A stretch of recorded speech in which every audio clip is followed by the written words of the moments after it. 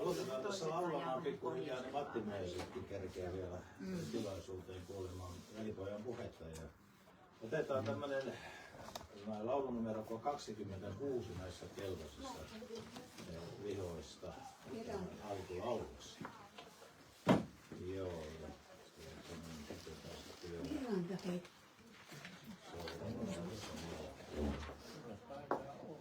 kaikki olette sydämessä tervetulleet. Sanoin Ilolle tuossa, että kun aurinko alkaa paistamaan näin iltaisin, niin ne ihmiset lähtee varmaan uimaranalle, mutta ei ihan vielä taida porukka sinne lähtee. Ja noin. Aha, meillä on täällä tämmönen vuorokin. Hyvä. Okay.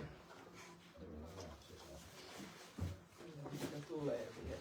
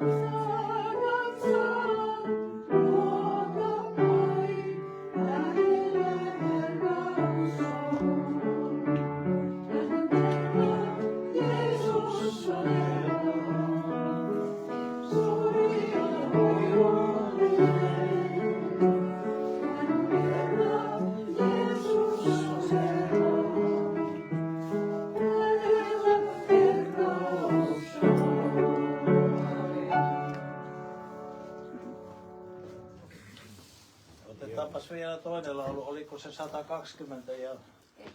195. Aha, okei, 195. Joo, jatketaan sillä.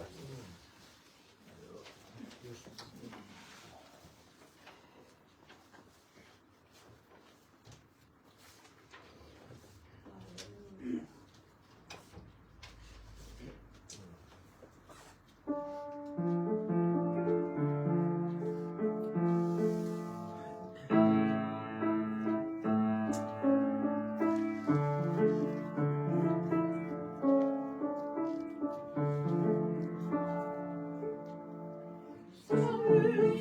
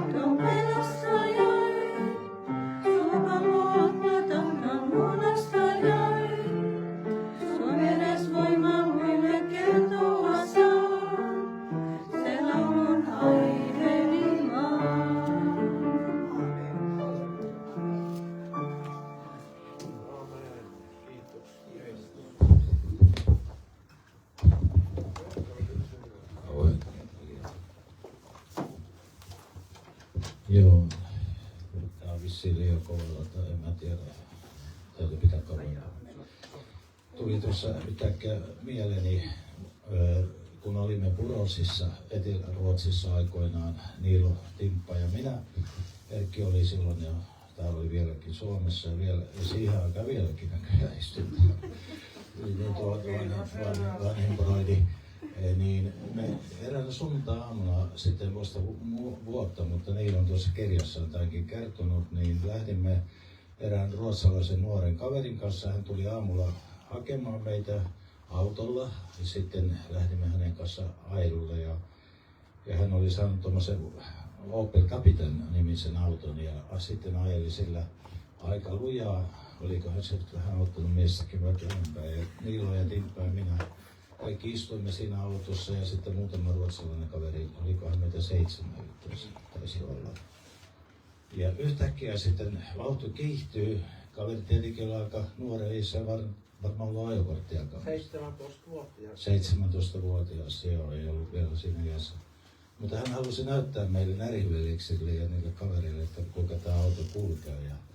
Ja siinä mä istun takana sitten, ja Timppa oli muistaakseni edessä siinä, olikohan se näin, ja Niilo oli siellä jossain sitten, meitä oli monta kaveria, niin yhtäkkiä mä tunsin kuinka Herran henki alkoi minulle oikein täällä sisällä, että nyt tapahtuu jotakin.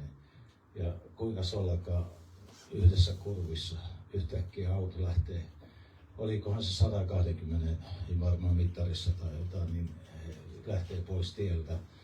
Ja silloin täältä vaan aivan automaattisesti tulee täältä jostain syvältä minulta, Jeesus auta. Varmaan 2-3 kertaa, Jeesus auta. Auto käänsi 3 kertaa ympäri ja ihan läheltä sementtipylvästä. Ja jos se olisi siihen sattunut, niin meitä närhiveliksi ainakaan meitä 3 ei olisi enää, ei olisi olemassa. Mutta Jumalalla oli erilainen suunnitelma. Hän pelasti meidät kaikki veljekset 18-vuotiaana, missä yksikään päässyt torrimaan yli. Erkki ensin, sitten järjestyksessä minä ja Timppa ja sitten Niilo viimeisenä ohikaanina tuli Herran Jeesuksen luokse. Ja mitä Jumalan armossa on saanut tehdä meidänkin elämässä on ollut kunnia ja kiitos yksin Jumalalle. Luin Niilon kirjaa tuossa ja tietenkin kun siinä on isä ja äitikin mukana ja sitten kaikki sisarukset siinä alkupuolella varsinkin, niin kyyneleet tulivat uudelleen, kun ajattelit sitä Jumalan ihmeellistä armon työtä. Mitä hän on meidänkin perheessämme tehnyt ja vanhempien rukoukset on kuultu. Että haluaisin vaan tähän, en rupea mitään saarnaamaan, mutta sanoa sen, että kun me rukoilemme meidän läheistemme puolesta, lastemme puolesta, emmekä anna periksi, niin Jumala taivaassa kuulee ja vastaa rukoukseen, että älkäämme antako periksi sillä. Se, että esirukouksissa kuitenkin ne kyyneleet, jotka tulevat sinun ja minunkin kun rukoillaan lasteni puolesta, niin ne laitetaan sinne taivaallisiin maljoihin. Ja sitten tulee aika, jolloin ne tulee rukousvastauksena, vuodatetaan takaisin. Jumala tekee sen. Amen. Joo, kiitos Jeesus. Tule sinä nyt vanhempana veljenä tähän johtamaan meitä alkurukoukseen. Sen verran vanhenta veljeä täytyy kunnioittaa, hänelle ei tule. Joo, kiitos taivaalle Isä tästä arvon etuoikeudesta, että sinä olet läsnä olevan luultavimmin me kaikki ottanut omaksi. Se on tehnyt sen niin viisaan valinnan, joka on koskenut myös meitä joka ikistä. Halleluja. Ja kiitos, että tämä päivä, keväinen päivä on se päivä, jonka sinä olet tehnyt ja luonut. Ja kiitos sinä tänään myrskyisenä aikana olet muuttumassa ihan kaiken. Herra, kiitos, että sinä valjastat seurakuntasi vastaavaan voimaan, viittaan ja tehokkuuteen taivaallisella aseistuksella, mitä oli alussa on määrätty, että se tulee olemaan myöskin lopussa. Halleluja. Ja se kätkee sisällänsä kaikki ne asiat, mitä on niin selkeästi perusmielessä ilmoitettu, jotka koskee tätä ja tästä etenevän niin sanottua lopun aikaa. Ja kiitos Isä Jeesuksen nimessä, että sinä olet armosta rikas ja kiitämme tämän illan mahdollisuudesta, että pyhien yhteys, jonka sinä olet lahjoittanut, jota saamme uudelleen kokea, niin se on parasta lajia antia maan päällä. Ei mitään sen vastaavaa ole. Ja tänä iltana saamme sitä nauttia ja sitten loppupuolella myöskin tuoda nämä rukousaiheet, Herra. Huutaan sinun eteesi, Herra, ja sinä kuulet kaikki ne huudot, mitkä nousee sinun johdatuksesi kautta, Herra. Kallis, sinä valvot ja vastaat, ja kiitos Isä Jeesuksen nimessä, mitä ikinä sinun tahtosi mukaan anomme. Niin se on tuleva ennemmin tai myöhemmin, eikä sittenkään myöhästy vaikka välillä meidän mielestä. Ymmärryksen mukaan. Monet tulee asiat, semmoiset valtavat asiat, ikään kuin myöhässä, jota me odotamme enempi kuin mitä jaksamme. Mutta kiitos, sinä olet meidän tukena ja saa siunata jokaista läsnä olevaa siihen rikkaaseen elämään ja niihin käytännön vastauksiin, joita jokainen meistä tarvitsee ja sinä Herra ohjaa meitä yksinomaan riippuvaiseksi sinusta poikasi Jeesuksen aseman kautta ja ohjauksessa. Isä Jeesuksen nimessä, aamen. Kiitos Jeesus, sinä olet läsnä pyhän henkesi kautta tänä iltana täällä. Tässä on Israelin ja Suomen lippu, siunaamme jo heti alkuun Israelia. Herra, sä näet, kuinka suuressa ahdistuksessa tuo kansa on tänä päivänä. Se on kuitenkin sinun omaisuuskansasi, joka sinä olet valinnut, Herra Jeesus. Siunaa heitä, varjele heitä, anna sinä armosi ja anna Suomen kansalle. Siunaa Suomen kansaa, Baltian maita, koko maailmaa. Sinä vuodat itse sovintovereisi kaikkien ihmisten puolesta kaikkialla. Kiitos siitä, että sinä sanoit ensin juutalaisille ja sitten kreikkalaisille, Herra. Me kiitämme siitä, että tämä ryhmä täällä ja nämä ihmiset useimmat ovat saaneet olla sitä toteuttamassa vuosien ajan. Annamme kaikin kunniaa ja kiitoksen, mitä sinä tulet tekemään tässä yhdessä. Ja kiitos hoitajalle Niilo veljeni, joka on saanut ja saa olla sinun asiasi edelleen Jumalan valtakunnan elokuva Jeesuksen kanssa. Amen. Otetaanpas nyt vaikka kolehtilaulu sitten tähän, niin sitten päästään eteenpäin ja sitten Niilo voikin tulla sitten tänne, että ei me sen pitempiä alkuseremonioita tähän sitten tarvitakaan, mutta mikä se oli se numero sulle siellä?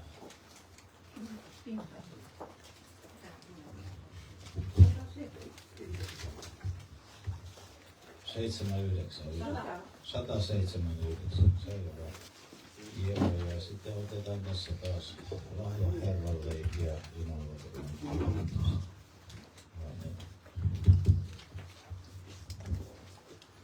Varmaan sitten tämän jälkeen, kun tässä on laulettu, niin Niilo, ole hyvä sitten sinun vuorosi. Ja saakoon sitten Herra johdattaa sen loppuosan niin kuin parhaaksi näkee. Amen.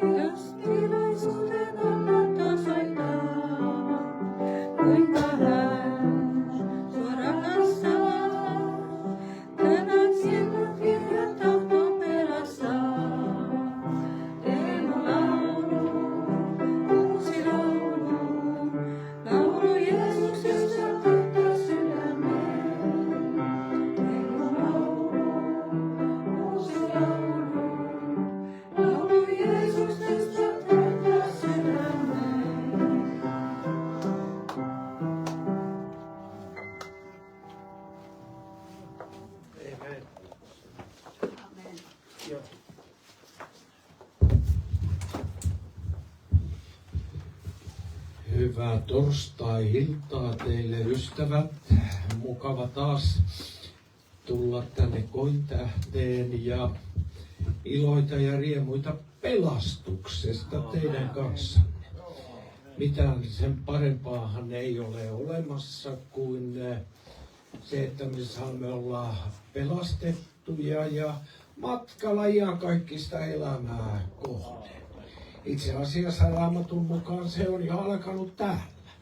Ikuinen elämä alkaa täällä ja sitten huipentuu, kun olemme tästä lihan ruumista irti.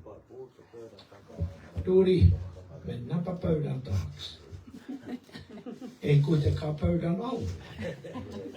Joo. Mulla on hyviä terveisiä teille tuotavana Keravalta. Minähän toimin siellä paikallisessa helluntai-seurakunnassa lähetyspastorina ja me ollaan koettu virvoittavia aikoja siellä Keravalla. Rukoilemme koko lailla paljon pitkin viikkoa eri tilaisuuksissa ja rukoilemme myöskin sairauden puolesta ja silloin tällöin, kuulkaa, tapahtuu semmoisia mielenkiintoisia asioita, jotka vahvistavat meidän uskoamme. Yksi tärkeä seikka Keravalla on se, että meidän seurakuntamme rukoilee jatkuvasti Israelin puolesta ja siunaa Israelia. Meillä on 2 kertaa, tai siis joka kuukausi on tällainen Israel-teemailta, jossa käsitellään jotain raamatullisia aiheita liittyen Israeliin. Ja sitten joka perjantai, nyt on jo usean vuoden ajan ollut, niin ylimääräinen rukouskokous, jossa rukoilemme erityisesti Israelin ja Lähi-idän asioiden puolesta. Ja se on, kuulkaa näin, joka sinua siunaa, sitä minä siunaan. Amen. Ei tämä lupaus ole miksikään muuttunut matkan varrella ja kyllä me ollaan sitten saatu kokea, että siunauksia on tullut monessa mielessä. Rukouskokous taisi olla vähän yli viikko sitten, kun meillä oli rukouskokous iltatauko, siitä jo pari viikkoa. Sain juuri siihen rukouskokoukseen rukousaiheen Shania ja Shino Kaapolta, jotka tekee pioneerilähetystyötä Somalian parissa. Netin kautta, sosiaalisen media-alustojen kautta he tavoittavat suuren määrän somaleja ja niitä on tullut tuhansittain uskoon. Amen. Siellä oli yksi nuori nainen, sitten somalinainen Mogadishussa, Somalian pääkaupungissa, joka oli tullut uskoon. Hänellä oli 2 lasta, hän oli yksin huoltaja. Ja kun hänen perheensä sitten joku oli ilmoittanut perheelle, että tämä nuori nainen on tullut kristityksi, niin alkoi välittömästi vaino ja uhkana oli, että hän menettää henkensä. Ja niinpä hän pakeni sitten Mogadishusta jonnekin, niin ehkä hänellä oli jotain kontakteja jossain. Hän sairastui vakavasti tällä pakomatkalla 2 alaikäisen lapsen kanssa ja meni niin heikkoon kuntoon, että ei jaksanut nousta ylös enää eikä kyennyt hoitamaan omia lapsiansa.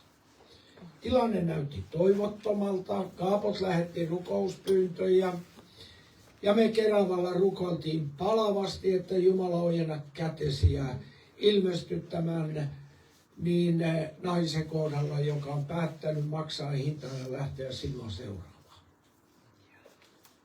Seuraavana päivänä, kun nainen avasi silmänsä, kuume oli lähtenyt, oireet oli lähtenyt ja hän pystyi hoitamaan omia lapsiansa. Ja hänen pakomatkansa sitten jatkuu siellä. Niin täällä me rukoillaan eri asioiden puolesta ja usein ei saada mitään palautetta, mutta silloin tällöin tulee sitten palautteita sitä varten, että meidän uskomme vahvistuu. Kannattaa rukoilla. Amen. Eilen keskiviikkona meillä on joka viikko 10-12 rukous aamupäivä. Kokoonnumme rukoilemaan eri asioiden puolesta. Oli upea kuunnella yhden meidän seurakuntamme sisaren todistusta. Hän kertoi, että viime syksynä loppuvuodesta niin hänellä oli hänellä oli niin kova yskä, että se ei hellittänyt ja koko ajan vaan yski. Ja sitten mentiin tutkimuksiin, otettiin tomografia ja tomografia sitten siinä kuvattiin hänen keuhkonsa ja siellä kävi ilmi, että siellä on jotain ylimääräistä siellä keuhkossa ja lääkärit epäilivät, että siellä on joku kasvaa, jopa syöpä. Ja sitten prosessi aloitettiin ja loppupelissä sitten piti ottaa sieltä koepala hänen keuhkostaan.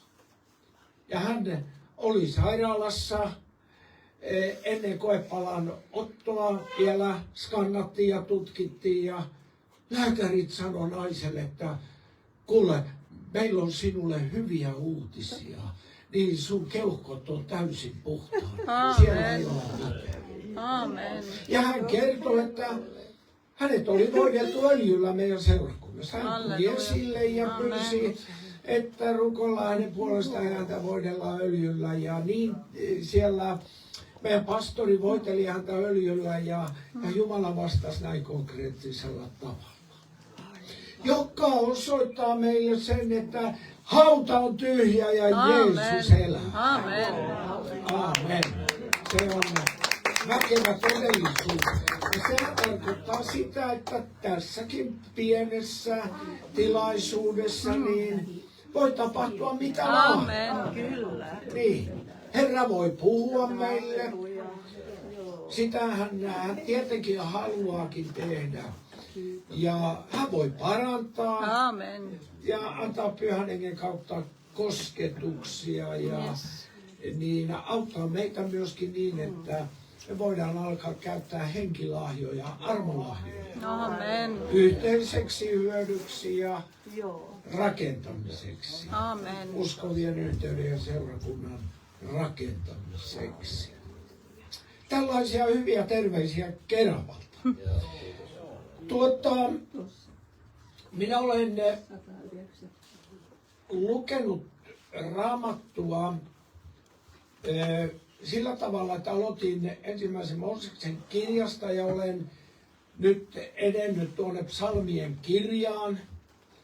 Ja täytyy sanoa, että kun luin psalmin 119, jossa yli 170 jaetta, niin sai vähän niin kuin yrittää keskittää ajatuksensa. Ajatukset lähti välillä heilaamaan. Mutta psalmien kirja on erittäin mielenkiintoinen kirja, te tiedätte sen.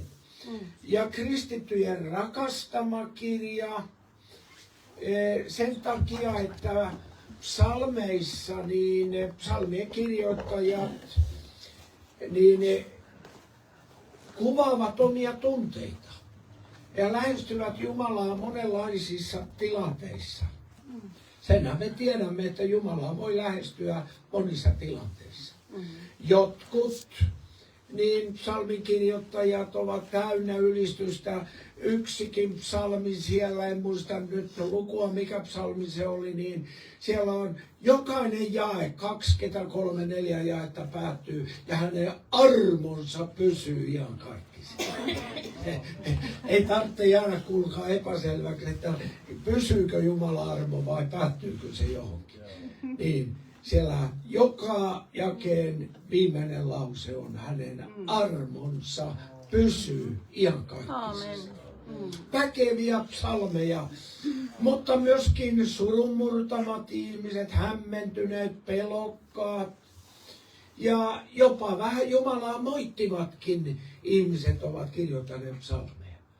Ja ne on meille annettu, koska ne kuvaavat ihmisen elämää.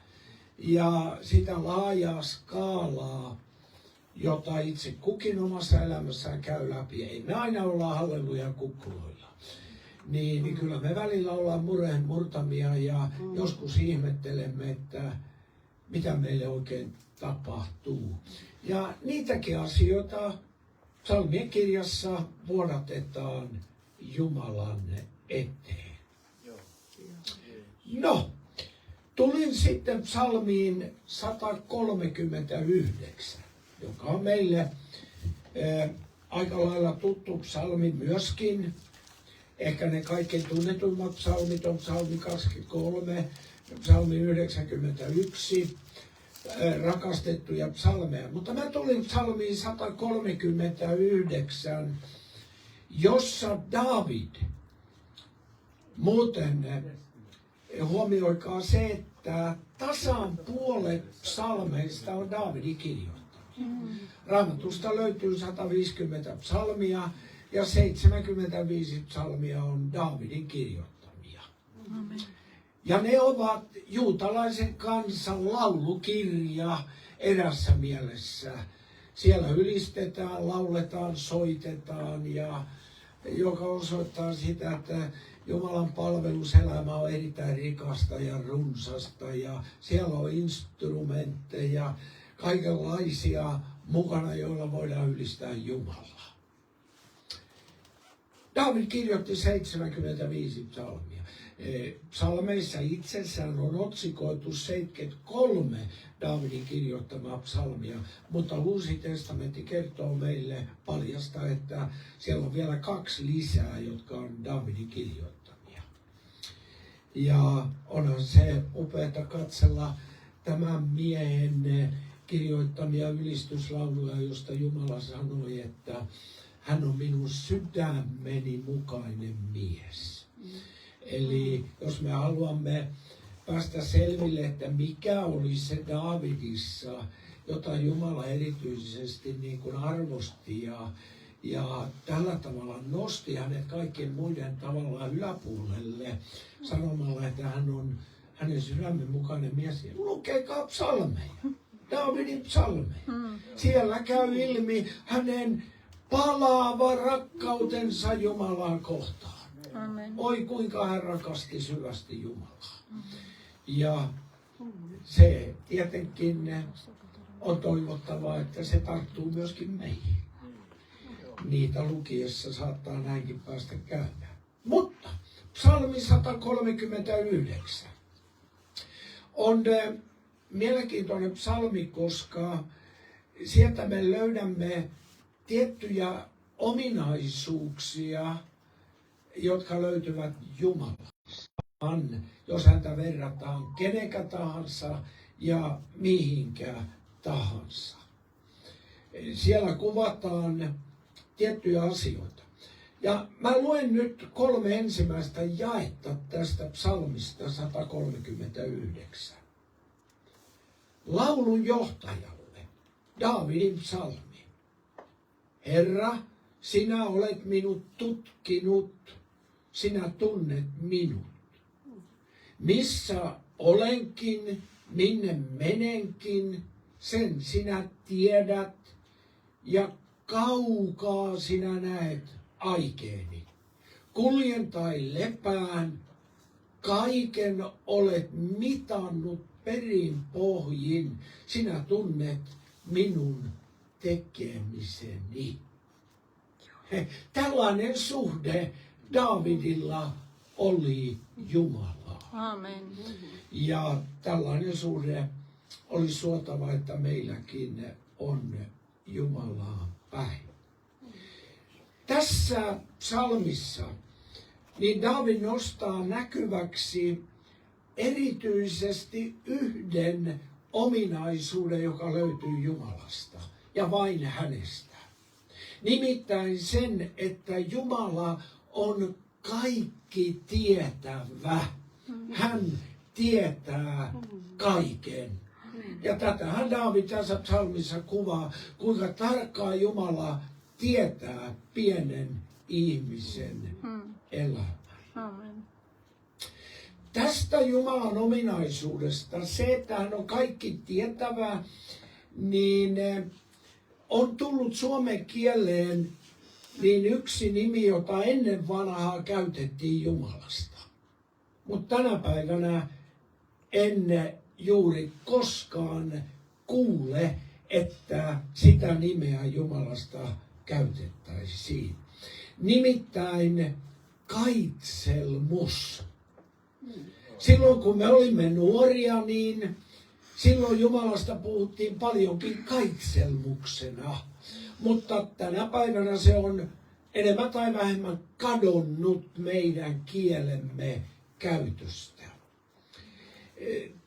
Mutta kun menemme muihin kieliin, niin tätä niin kuin ilmaisua Jumalasta käytetään hyvinkin paljon. Esimerkiksi englannin kielellä se on providence, joka tulee 2 latinankielisestä sanasta pro ja vidence. Pro tarkoittaa ennalta ja vidence tarkoittaa näkemistä. Eli toisin sanoen, niin meidän sanamme kaitselmus, että Jumalan kaitselmus, niin se tarkoittaa sitä, että hänellä on kyky nähdä ennalta asiat ennen kuin ne edes ovat tapahtuneet. Amen. Ruotsin kielellä, joka on minun toinen kieleni, niin siellä tämä kaitselmus on sanana förseende, etukäteen näkemistä, ennalta näkemistä. Ja nyt Jumala on ainoa persoona tässä maailmankaikkeudessa, joka näkee kaiken edeltä käsin ja tietää, mitä tapahtuu. Jumalan ei koskaan tarvitse ihmetellä eikä päivitellä, niin mitä täällä maan päällä tapahtuu. Eikä Jumala koskaan tarvitse sanoa minkään tapahtuman kohdalla, että ai, tommonenkin täällä maan päällä nyt sattui, tuota en tiedä. Eikö näin? Hän tietää ja hän näkee edeltä käsi. Jumalassa on, kuulkaa, semmoinen supertietokone, jota meidän parhaimmatkaan niin tietokoneet eivät pysty matkimaan. Hänellä on kaikki hallussaan ja hänellä on kaikki kontrollissaan. Jotkut ihmiset luulevat, että he pystyvät niin kuin ennakoimaan, mitä tulevaisuudessa tapahtuu, mutta menee enemmänkin arvauksien puolelle. Mutta Jumalan ei tarvitse koskaan arvata, koska hän tietää ja näkee edeltä käsin kaiken. Minusta tämä on, kuulkaa ystävät, valtava tietous. Minä, joka avaan silmät aamulla ja en tiedä, mitä päivän aikana on tapahtunut, kun silmäni illalla suljen. On voinut tapahtua hyviä asioita, on voinut tapahtua vastoinkäymisiä, on voinut tapahtua monenlaisia asioita. En minä aamulla silmäni avatessani sitä tiedä. Mutta ajattele, että minä ja sinä saan olla tekemisissä sellaisen persoonan kanssa, joka tietää kaiken, mitä meidän elämäämme kuuluu ja tapahtuu tänään, huomenna ja tulevina päivinä. Amen. Ja tämä Herra on luvannut olla meidän kanssamme joka päivä maailman aikojen loppuun asti. Amen. Wow, sanon minä. Amen. Mikä valtava etuoikeus. Amen. Jotkut sanoo, että me uskovat ollaan säälittävää porukkaa, mutta minä sanon, että me ollaan etuoikeutettua porukkaa. Halleluja. Saadaan tämmöisen Jumalan kanssa olla tekemisissä. Tiedätkö, että tätä me tarvitaan kuulla nyt, kun toi AI pyrkii niin voimakkaasti tähän maailmaan. AIkin on lasten lelu, niin valtaistuimella istuvan kapasiteettiin nähden. Kyllä. Vaikka tiedämme senkin, että AI, eli tekoäly, aivan varmasti eräänä päivänä tulee olemaan myöskin antikristuksen lelulaatikossa, jota hän tulee härskisti käyttämään, kun alkaa sitten hallita tätä maailmaa. Jumala on ainoa, niin, jolla on tämä kyky tietää asiat edeltä käsin, nähdä asiat edeltä käsin. Ja nythän tämä tietenkin ilmenee niin kuin meille kahdella eri tavalla.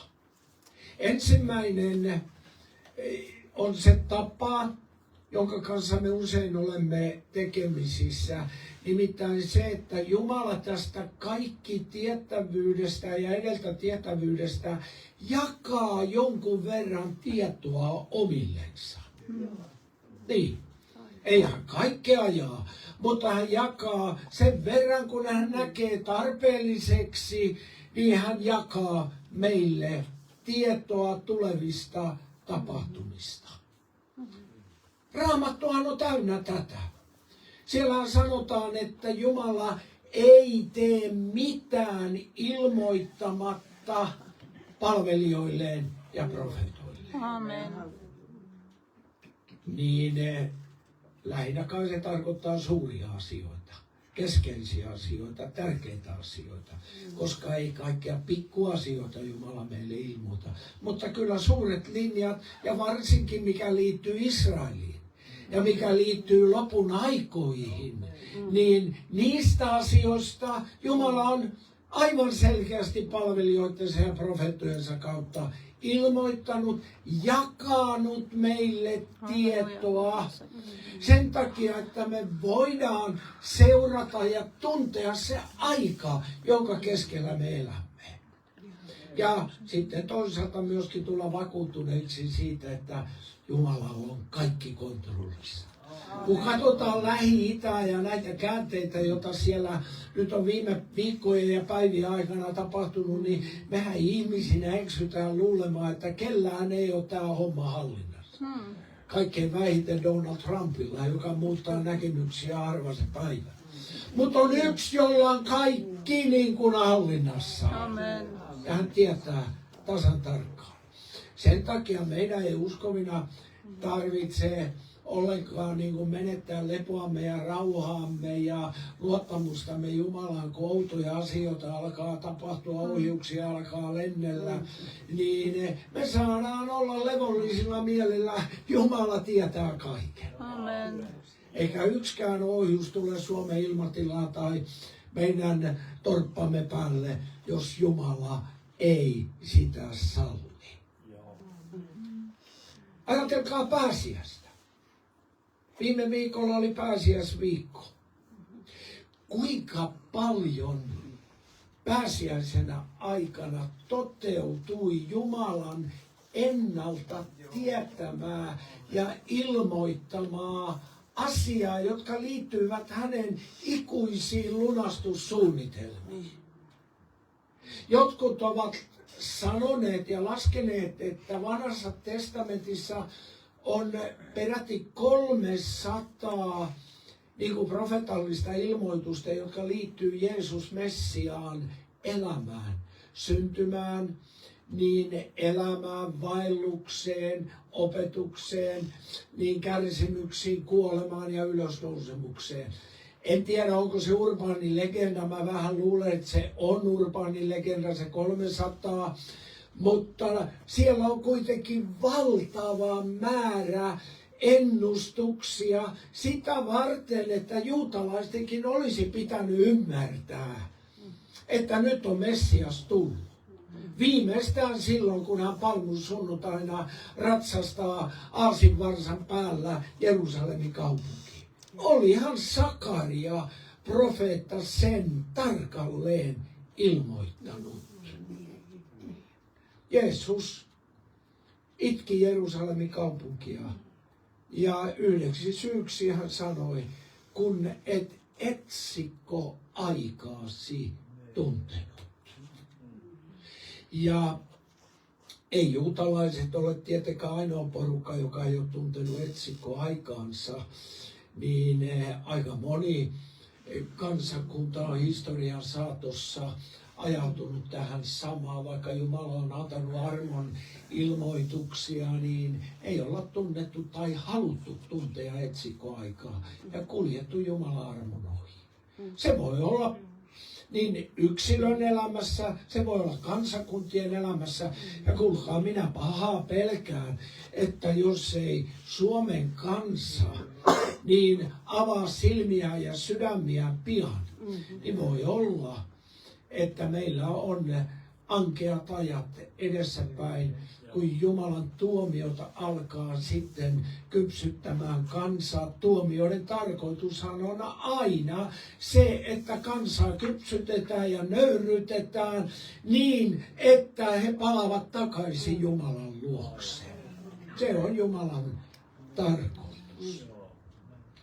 Siellä pääsiäisen aikana realisoitui moni. Ajatelkaa yksi tämmöinen pikku yksityiskohta, kun niin Jeesuksen lävistäminen. Niin 3 kertaa vanhan testamentin profeetat ilmoittivat, että hänet tullaan lävistämään. Psalmissa 22, Jesaja 53 ja Sakarian kirjan 12 luku. Kaikki kertovat, että juutalaisten Messias tullaan lävistämään. Eli Jumala siis kaikki tietävyydessänsä ilmoittaa tiettyjä asioita edeltä käsin, jotta me tietäisimme ajan ja jotta me voisimme ottaa vaarin siitä, mitä Jumala haluaa meille tarjota. Ja toivottavasti kelpaa. Ja tietenkin Jumala myöskin profeettojensa kautta tänä päivänä ilmoittaa monia asioita omillensa ja jopa jumalattomille.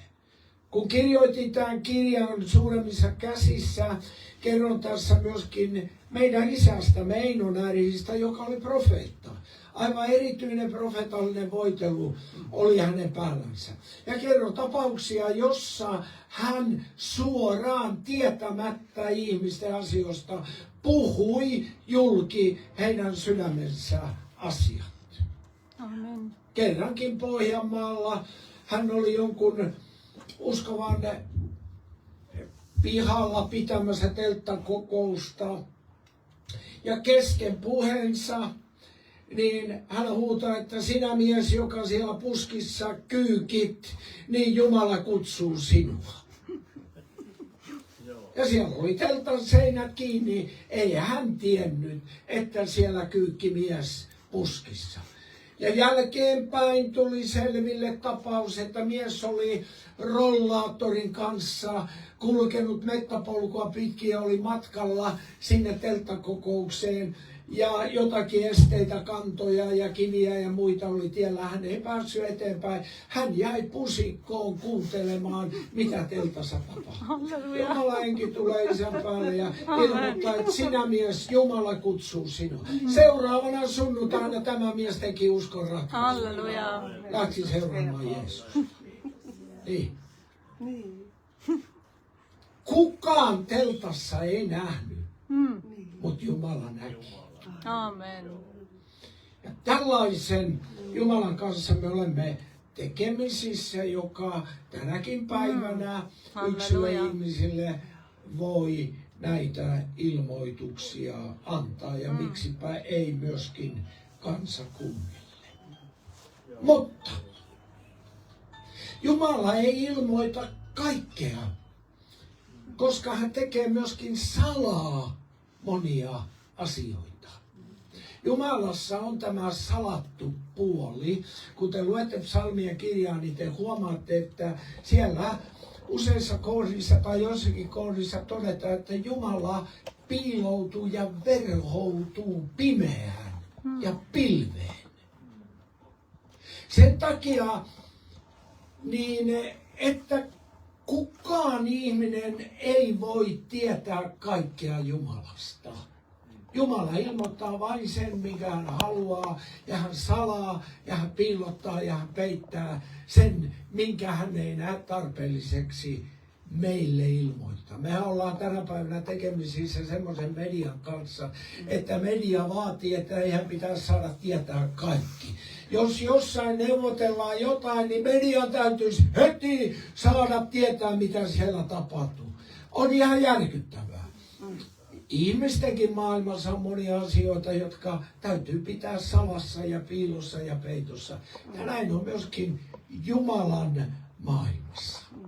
Hän tekee monia asioita myöskin salassa.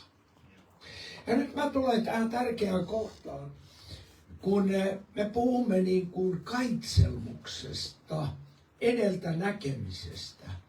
Niin tähän Jumalan edeltä näkemiseen liittyy myöskin se piirre ja se ominaisuus, että Jumala salaa edeltä käsin valmistelee asiat niin, että kun oikea aika koittaa, niin sitten kaikki palapeliosaset tulee näkyviin.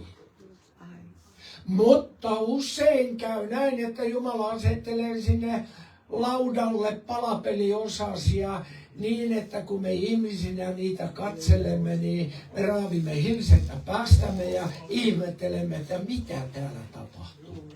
Koska me emme näe kokonaisuutta.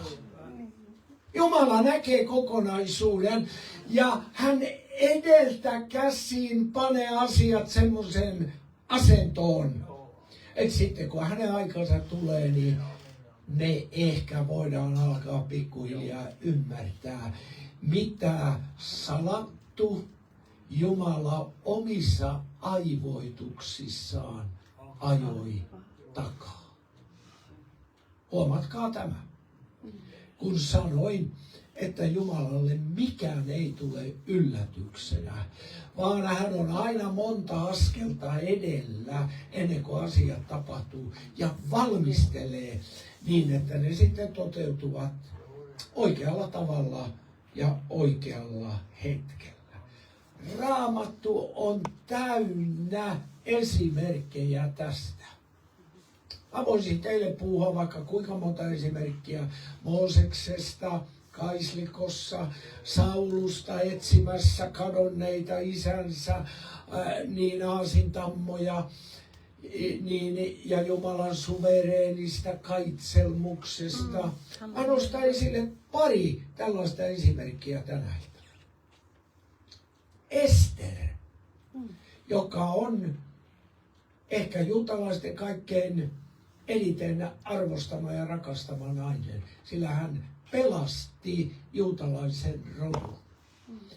Niin kun Vasti kuningas Ahasveroksen juhlissa teki tenän, kuten luette Esterin kirjaa, hänen vaimonsa Vasti kutsuttiin näytille. Kuningas oli nousuhumalassa ja porukka oli pienessä jurrassa. Ja Vasti kieltäytyi naisten pitohuoneesta tulemasta kuninkaan eteen, jonka seurauksena ukot löi päänsä yhteen ja päättivät, että tommonen nainen pitää siirtää pois kuningattaren arvosta. Kukaan ei siinä vaiheessa nähnyt Jumalan palapelin yhtä liikettä. Amen. Seuraavaksi aletaan etsiä uutta kuningatarta. Ja mehän tiedämme, miten siinä kävi. Kaunis juutalainen tyttö Ester niin päätyy kuninkaan morsiameksi ja hänestä tulee kuningatar. Eikä siinäkään vaiheessa kukaan nähnyt salattua kaitselmusta, joka tiesi, mitä pian tapahtuu. Ja valmisti näyttämön niin, että oikea henkilö oli oikeassa paikassa. Me joskus luullaan, että Jumala ei tiedä. Vielä kerran alleviivaan, Jumala tietää kaiken. Amen. Ja hän valmistaa näyttämön. Ja kun Haaman punoo katkerat juonensa, niin siellä on oikea nainen niin valtaistuimella, jolle annettiin myöskin mahdollisuus pelastaa juutalainen rotu. Ja siitä syntyi Purim-juhla, jota aivan hiljattain täällä Suomessakin monet kristityt ja uskovat juhlivat. Emme me näe Jumalan suunnitelmia silloin, kun ne ovat matkalla. Mutta sitten, kun Jumalan suunnitelmien niin kuin realisoitumisen aika tulee, niin sitten monta kertaa me alamme nähdä ja ymmärtää, mitä varten asioiden piti mennä sillä tavalla, kun ne meni. Minä rakastan Jumalaa, jolla on tämä ominaisuus. Hallita kaikkea. Amen. Ohjata kaikkea. Amen. Pitäisikö meidän ottaa uudelleen käyttöön se kaitselmus? Se on ehkä meidän kielellä vähän töppä, mutta muilla kielillä se on erittäin hyvä. Toinen esimerkki. Siirrytään Uuden testamentin puolelle. Niin, kun joulu tulee, niin joulunahan me luetaan sen mahtipontinen jouluevankeliumi, Luukkaan evankeliumi. Minäkin joka kerta, kun meidän perhe kokoontuu jouluna juhlaan meidän kotiin, siellä on lapset ja lastenlapset, niin minä avaan kirjan ja minä luen. Ja keisari Augustukselta kävi käsky, että koko maailma oli verolle pantava. Ja sinäkin luet sen joulun alla monta kertaa. Mutta ei tiennyt keisari Augustus, että hän oli Jumalan johdossa, että hän oli Jumalan käytössä. Hänen päässään pyöri verokirstu. Saattoi olla, että rahat oli käytetty ja pohja häämötti. Ja Augustus ajatteli, että mistäs minä saan täytettyä tuon kirstun. Ja hän päätti, että paras tapa ja varmi tapa on verotetaan kansaa enemmän kuin tähän asti. Ja niin julistettiin keisari Augustuksen toimesta, että koko maailma oli verolle pantava. Ja kukaan ei tiennyt sen todellista tarkoitusta. Siellä oli 2 nuorta ihmistä, Joosef ja Maria, joidenka tarkoitus oli mennä Betlehemin kaupunkiin. Minkä takia? Sen takia, että profeetta oli ilmoittanut, että Messias syntyy Betlehemin kaupungissa. Näettekö, Jumala pani mannerlaatat liikkeelle. Ei ainoastaan maanjäristyksissä, vaan joskus Jumalan maailmassa, niin pannaan mannerlaatat liikkeelle. Ja kukaan ei tiennyt ja tajunnut, että tuon verollepanon todellinen tarkoitus oli se, että Joosef ja Maria saadaan juuri oikealla hetkellä Betlehemin kaupunkiin. Ja Messias näki päivänvalon siellä, minne Jumala oli ilmoittanut hänen syntymäpaikkansa.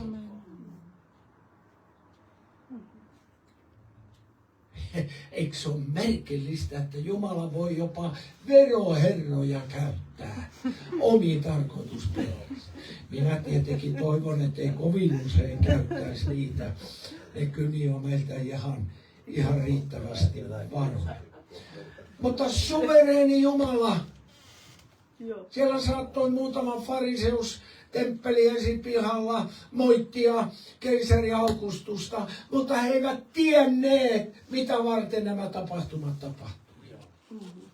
Koska Kaitselmus oli omassa pelilaudassaan asettelemassa palapelin osasia paikoilleen, ja kun viimeinen palanen asetettiin paikoille, kun Joosef ja Maria oli Betlehemin kaupungissa, niille ei löytynyt edes sijaa majatalossa, piti mennä eläinten talliin.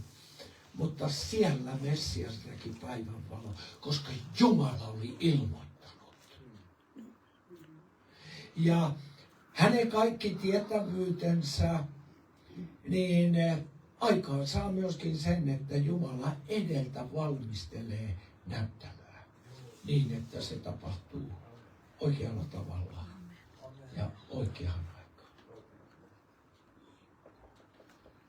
Ei ole, kuulkaa, sisaret ja veljet, mitään aihetta meillä epäillä Jumalaa. Epäillä Jumalan kontrollia. Epäillä Jumalan valtaa. Tapahtuipa meidän ympärillämme mitä tahansa. Meidän ongelmammehan on se, että kun me alamme niin kuin arvostella keskeneräistä työtä, niin kyllä keskeneräistä työtä voi tietenkin niin kuin arvostella, mutta on parempi odottaa, että se työ on viety päätöksiin.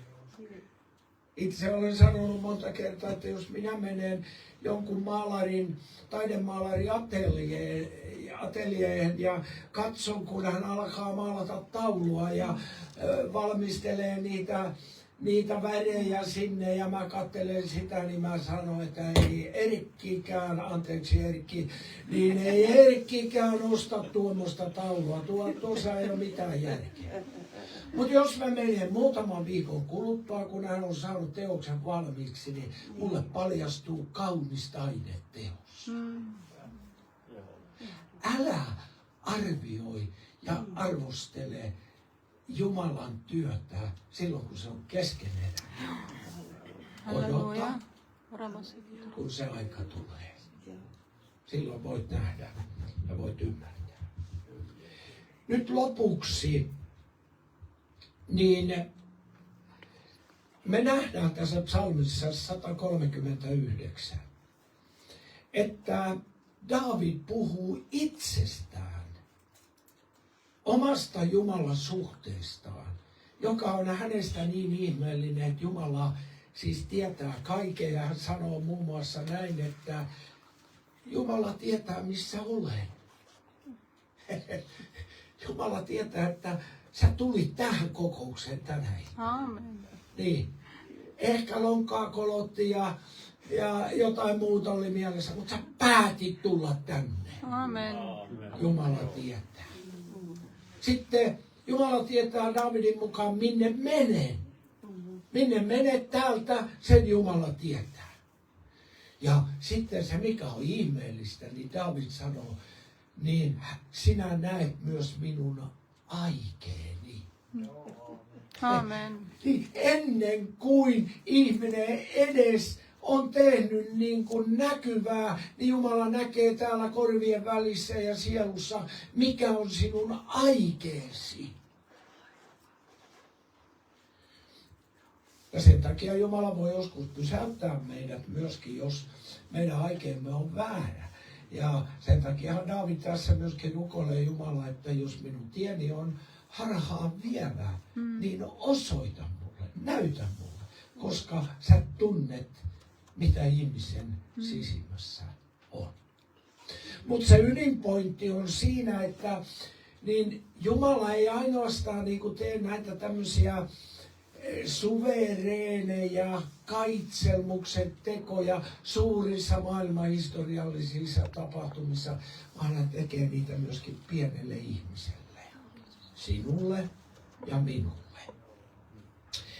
Mä luen täältä omasta kirjastani yhden esimerkin juuri tästä, jonka useitakin tietenkin olen kokenut, mutta luen tämän yhden. Työskentelin nuorena evankelistana tuolla pohjoisessa. Olin Kainuussa ja Koillismaalla, olin Kuusamossa. Ja meillä oli tapana työtoverini Vesa Jaskeläisen kanssa, että joka kevät ja joka syksy me vetäydymme paastojen rukoukseen. Menimme jonnekin mökkiin ja paastosimme ja rukoilimme, koska me nuorina evankelistona koimme, että me emme pärjää omin voimin. Amen. Ja me kutsuimme näitä katkaisuhoidoksi. Me mennään katkaisuhoitoon. Halleluja. Ja se tarkoitti meidän kielessä sitä, että me halutaan katkaista kaikki niin kuin kiireet ja menot ja touhut ja mennä Herran eteen. Amen. Tiedättekö, mä suosittelen tätä kaikille. Silloin tällöin, niin mennä katkaisuhoitoon. Aamen. Sinäkin sitä tarvitset ja minä tarvitsen. No, vuonna 1980 velipoikani Timpan kanssa ja Vesan kanssa tapahtui seuraava. Seuraavana vuonna, toukokuussa 1980, pidin Vesan ja Timon kanssa 10 päivän paastojakson Kuusamossa. Saimme käyttöömme uskovan sisaren mökin. Viivyimme tuntikausia Herran edessä, koin rukouksessa sellaista kirkkautta, jota olen harvoin kokenut. Noina päivinä minulle selkeni, että Herra haluaa minun siirtyvän työhön Suomussalmelle. Koin jotain samankaltaista kuin Paavali mentyään Tiituksen kanssa Jerusalemiin. hän kirjoitti, mutta minä menin sinne ilmestyksen johdosta. Olimme sopineet, että Kajaanin helluntainseurakunnan saarnaaja Arne Kiviharju tulee rukoilemaan kanssamme tiistaina. Maanantai-iltana hän kokikin yllättäen kehotuksen lähteä ajamaan jo yötä vasten. Matkaa kertyi 250 kilometriä ja hän saapui mökille puolen yön jälkeen. Vesa ja Timo olivat menneet jo nukkumaan. Joku meistä oli laittanut makuutilan vieressä olevan takan pellin kiinni liian aikaisin. Koska minä koin erityistä Herran läsnäoloa, en malttanut mennä nukkumaan. Jatkoin rukousta eri huoneessa puolen yön yli. Höristelin korviani, kun mökin ulkopuolelta alkoi kuulua kolinaa. Kohta joku koputteli ovelle. Menin avaamaan ja yllätyksekseni siellä seisoikin Arne. Hänen tultuaan sisälle Vesa ja Timo heräsivät, ryntäsivät ulos ja antoivat ylen. Molemmilla oli pahoinvoinnin lisäksi päänsärkyä. Vesa muisteli olleensa jo niin heikkona, että meni oksentamaan konttaamalla. Pikkuhiljaa me selveni, että mökkiin oli levinnyt häkää. Ja jos Arne ei olisi totellut saamansa kehotusta, hän olisi saattanut seuraavana päivänä löytää mökistä 3 nuoren evankelistan kylmenneet ruumiit. Kaitselmus, joka näkee kaiken edeltä käsin. Jopa meidän virheemme. Olisikohan Jumala voinut sen tehdä helpommallakin tavalla? Sillä tavalla, että hän olisi vaikuttanut, että kukaan ei pane sitä peltiä kiinni liian aikaisin. Malttakaa pojat odottaa, että ilukset, musta kissa on siellä takassa. Niin, mutta joku ei malttanut odottaa ja työnsi se kiinni liian aikaisin. Ja Jumala tiesi tämän edeltä käsin ja vaikutti palvelijansa sydämessä niin, että hän lähtee liikkeelle ja hän on oikeassa paikassa oikeaan aikaan kaitselmuksen lähettämään. Amen. Meille tietenkin se oli tarpeellinen kokemus, koska se osoitti meille, että se Jumala, jonka kanssa me olemme tekemisissä, valvoo pienen ihmisen elämää. Halleluja. Ja se osoitti meille myöskin sen, että niin kauan aikaa kun meillä on tehtävää täällä maan päällä, me olemme kuolemattomia. Amen. Me kiittelimme Herraa ja ylistimme Jumalaa ja meidän uskomme lujittui ja vahvistui siihen, että Jumalan rakkaat kädet ovat meidän elämämme yllä. Ja hän ohjaa niin kuin suvereenilla tavalla pienen ihmisen. Amen. Amen. Näin on myöskin sinun kohdallasi. Amen. Silloinkin, kun katselet keskeneräistä työtä, etkä ymmärrä, mitä sinulle tapahtuu. Minä vakuutan sinulle, sisareni ja veljeni, suvereeni kaitselmus, ikiaikojen, kaikki tietävä, kaikkialla läsnä oleva ja kaikki voipa Jumala on sinunkin elämäsi yllä omien rakastavien käsiensä kanssa, jotka tulivat rautaisten naulojen lävistämäksi Golgatan puulla. Nämä rakastavat kädet ojentuu meidän yllemme ja me olemme turvassa. Ja jos meille jotain tapahtuu, sellaista, mitä me emme ymmärrä, niin me jätämme sen Jumalan käsiin ja luotamme siihen, että Jumala ei tee virheitä. Hän pitää meistä huolen. Ja nyt me ystävät rukoillaan ja kiitetään. Ja kotiläksyksi Psalmi 139. Amen. Niilo, Niin. mulla on todistus kuule siitä meidän rukoustilaisuudesta. No Sä niin. en tiedä mitään siitä. Siis tulee Tulepa kertomaan. Eli tämä sisareni on myöskin mukana meillä aina näissä keskiviikon rukousaamuissa Keravalla. Niin mitä siellä sun näkökulmalta tapahtuu?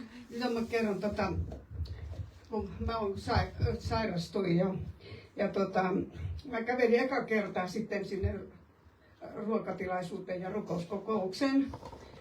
Ja mä en autolla silloin ajanut, koska se oli vaarallista. Niin mä jätin Jumalalle sitten sen matkan, että mä lähden nyt kävellen, että mä luovutan kokonaan matkan sulle. Ja mun sydän hakkas koko matkan, kun mä kävelin. Ja mulla oli sitten lääkepurkkikin kyllä mukana, mutta mä en ottanut. Mä luotin, että Jumala auttaa. Ja kun mä pääsin sinne salmin penkkiin, niin mun sydänjutut hävisi. Ja sitten Niilo rukoilee siellä armolahjoista, että otetaan armolahja käyttöön. Ja sitten sisar tulee sieltä ja sanoo, joo, me rukoillaan nyt sun puolesta ja otetaan ne armolahjat käyttöön. Ja hän rukoili. Ja sitten sen jälkeen mä olin syönyt ja kaikkia, sitten menin vielä kauppaan. Mitään ei tuntunut, mä niin virkistyin koko ajan. Ja siis oli niin hyvä olo, että mä oikein ihmettelin, että Jumala on auttanut mua. Ja se on auttanut muutenkin, että mä oon päässyt, koska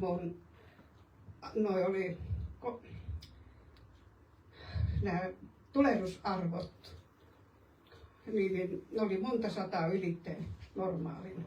Että mä olin ihan myrkytysvaiheessa. Mutta siellä terveyskeskuksessa oli hyvä lääkäri, joka sitten otti minut, koska mun paino oli pudonnut ihan 7,5 kiloa siinä vaiheessa. Niin samana päivänä sitten kokeisiin. Se oli perjantai-päivä, maanantaina lääkäri, sitten lisää kokeita. Ja sitten perjantaina lääkäri soitti, että hän on nyt taittanut sinut sitten Peijakseen tutkimuksiin. Ja sitten maanantaina soitettiin jo sieltä ja mä olin torstaina tutkimuksissa. Ja seuraavana torstaina mä olin sitten jo lääkärissä ja sain sitten kortisonia. Ja sitten mun alkoi nivelet toimi, koska mulla on tuo pennikkurosreuma. Niin se oli päässyt sitten vähän, ja muutenkin ja varmaan allergiakin oli siinä mukana. Mutta Jumala on auttanut kyllä niin valtavasti, että tämä on ensimmäinen kerta, että mä ajoin autolla näin pitkälle, että mä tulin tänne Malmiin. Ja koko päivä Jumala puhuu, Amen. että sun pitää mennä tänään sinne kokoukseen. Halleluja. Mä en edes muistanut enää, että Niilo on tänään täällä. Amen. Että näin Jumala toimii, se on ennenkin toiminut, että mä oon mennyt seurakuntiin. Ja sitten Jumala sanoi, sä todistat täällä tänään, niin sitten kävi. Amen. Kiitos Jumalalle, että mä pääsen tänään kävelen. Ja sitten kun mä kävelin Saalemiin, niin muka itku pääsi siinä mäessä, että mä kävelen. Amen. Aamen. Niin, Kortisoni on hirveä myrkky. Mä oon lukellut, siitä saa diabeteksen. joo. Mutta niin, Herra korjaa. Se on korjannut jo. Niin, hän on korjannut.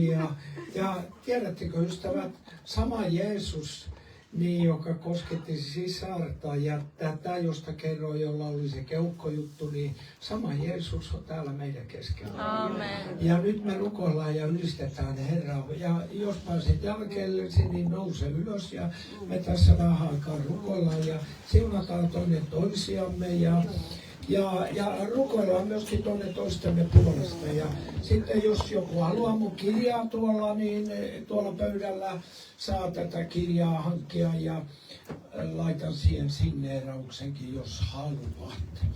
Nyt me ylistetään Jumalaa. Kiitos Jeesus. Herra, me kiitetään sinua, kun saadaan olla etuoikeutettua porukkaa, jotka saamme olla tekemisissä tällaisen suvereenin Jumalan kanssa. Herra, me sanomme tänä iltana, me rakastamme sinua. Herra, me haluamme kumartua sinun edessäsi. Sinä ikuisuuksien Jumala, joka olet tullut Kristuksessa kansasi keskelle ja olet eläväksi tekevänä henkenä täällä meidän keskellämme. Herra, me kiitetään, että Jeesus Kristus on sama eilen, tänään ja iankaikkisesti. Ja Herra, nyt minä pyydän erityisesti niiden sisarien ja veljen ylle, joilla on tilanteita elämässä, joita he ovat ihmetelleet ja eivät ole ymmärtäneet, mitä tapahtuu. Herra, valaa heidän sisimpäänsä luottamus siitä, että sinä et virheitä tee, vaan asiat tapahtuvat oikealla ajalla ja oikealla tavalla. Herra, kiitos, että olet myöskin meidän parantajamme. Herra, täälläkin meidän keskellämme on paljon raihnaisuutta ja erilaisia sairauksia. Herra, me pyydämme, niin kuin alkuseurakunta pyysi apostolien tekojen 4.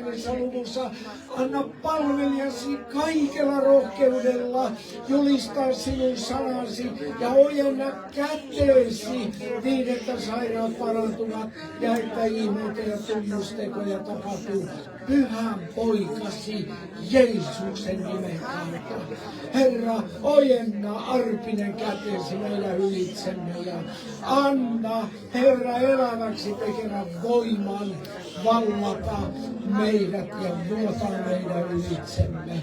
Herra, me jätämme itsemme ja toisemme, jätämme myöskin tulevaisuutemme, Herra, sinun käsisi. Kiitos kaikesta.